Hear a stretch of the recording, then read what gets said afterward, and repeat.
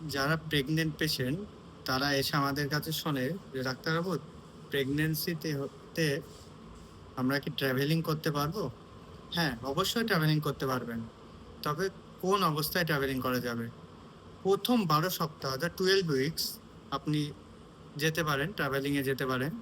সেইটা যদি আপনি নিজে, এবার গাড়ি বলতে সাইকেল, বাইক, যাই খুশিতে আপনি ট্রাভেলিং করতে পারেন। কিন্তু সেটা যদি আপনি নিজে চালান তাহলে সেক্ষেত্রে একটা আলাদা রকম হবে। সেটা আমি বলব যে আপনারা যদি নিজে চালান সেটা ভালো হয়।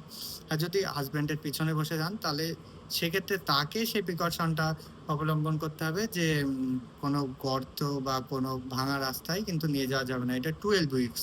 এবার 12 উইকসেও যাওয়া যাবে না। অনেক সময় আমরা বারণ করি। সেক্ষেত্রে যদি লো লেইং প্লাসেন্টা অর্থাৎ প্লাসেন্টাটা যদি নিচের দিকে নেমে থাকে তবে কিন্তু প্রেগন্যান্সিতে যাওয়া যাবে না।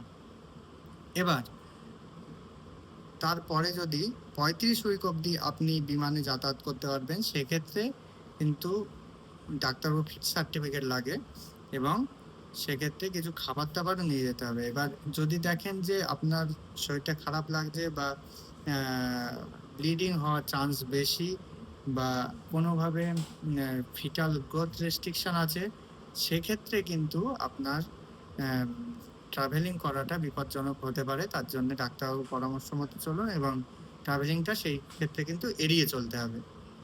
নমস্কার।